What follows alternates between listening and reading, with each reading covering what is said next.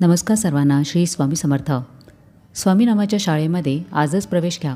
इथे फी लागत नाही आणि इतर कोणती अटही नाही. इथे अधूनमधून परीक्षाही असते, पण रोज हजेरी लावली की उत्तीर्ण होण्याची जबाबदारी स्वामींचीच.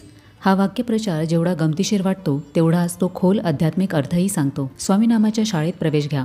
इथे शाळा म्हणजे आपले जीवन आणि शिक्षक म्हणजे आपले श्री स्वामी समर्थ महाराज. प्रवेश घ्या याचा अर्थ असा की आपण आपल्या आयुष्यामध्ये स्वामींचे नामस्मरण, भक्तिमार्ग स्वीकारावा. ही शाळा कोणालाही वय, शिक्षण, जात, धर्म, तुम्ही गरीब आहात, श्रीमंत आहात अशी कोणतीही परिस्थिती न पाहता सर्वांसाठी खुली आहे. इथे ना अर्ज लागतो ना शिफारस, फक्त मनापासून श्री स्वामी समर्थ असे म्हणणे पुरेसे आहे. या शाळेमध्ये फी लागत नाही. ही एक अशी शाळा आहे जिथे शिष्य होण्यासाठी कुठलीच आर्थिक अडचण नसते. ना गुरुदक्षिणा लागते ना दान लागते, कारण महाराज हे दयाळू आहेत. ते भक्ताच्या भावाकडे पाहतात. फक्त एकच मागणी, ते म्हणजे प्रेम, श्रद्धा आणि सातत्य. या शाळेमध्ये परीक्षाही होते. परीक्षेचा अर्थ म्हणजे जीवनातील परीक्षा. जीवनामध्ये ज्या अडचणी, संकटे येतात तीच खरी परीक्षा आहे. पण जर तुम्ही नामस्मरण करत राहिलात तर ही परीक्षाही सहज पार होते, कारण स्वामी आपल्याबरोबर असतात. ते कधीही आपली साथ सोडत नाहीत. आता रोजच्या रोज स्वामीनामाच्या शाळेमध्ये हजेरी लावणे म्हणजे सातत्याचे महत्त्व. इथे हजेरी म्हणजे रोज नामस्मरण करावे. जसे शाळेमध्ये रोज जायचे असते तसेच इथेही रोजच्या रोज काही वेळ तरी श्री स्वामी समर्थ या नामस्मरणामध्ये रमून जाणे आवश्यक आहे. स्वामींच्या नामात एक अशा प्रकारची ऊर्जा आहे जी आपल्या अंतःकरणाला शुद्ध करते. अहंकार, राग, निंदा यापासून आपली मुक्तता करते. स्वामीनामाच्या शाळेमध्ये रोजच्या रोज हजेरी लावली की पास होण्याची जबाबदारी ही स्वामींचीच. म्हणजेच काय तर भक्तीचे गूढ रहस्य. हे वाक्य सांगते की जर भक्ताने प्रामाणिकपणे हजेरी लावली, म्हणजेच नित्यनेमाने स्वामींचे नाव घेतले, त्यांची सेवा केली, तर भक्ताच्या जीवनातील अडचणी, संकटे आणि कर्मबाधा या सगळ्यांमधून त्याला पास म्हणजेच मुक्त करणे ही जबाबदारी स्वतः महाराज घेतात. स्वामी नामाच्या शाळेमधली शिकवणी ही वेगळीच असते. इथे पाठ असतो तो म्हणजे आत्मशुद्धीचा, नम्रतेचा, श्रद्धेचा. इथे गुरु असतो जो मनात असतो, त्याचे नाव घेतल्यावर तो स्वतः भेटतो.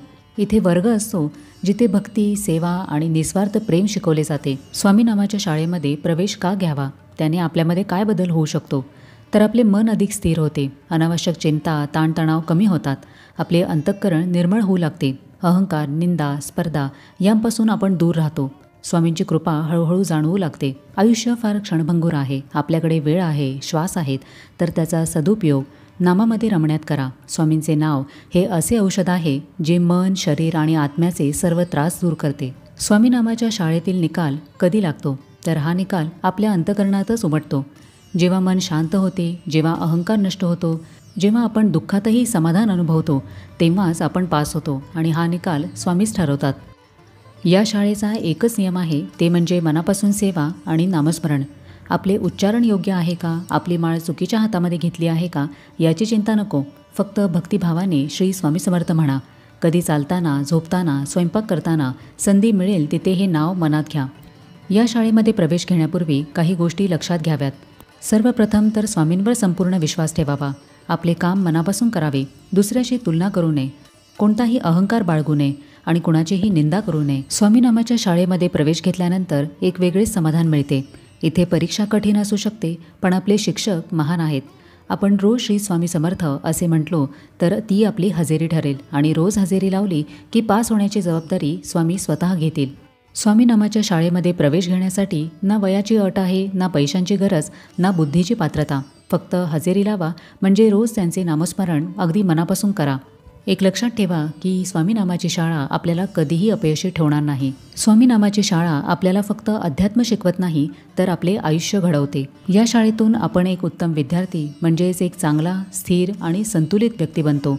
एक चांगले भक्त बनतो. तर कसं वाटलं आजचा व्हिडिओ हे मला कमेंट करून नक्की सांगा. आपण भेटूया आता पुढच्या व्हिडिओमध्ये. तोपर्यंत सगळ्यांना श्री स्वामी समर्थ.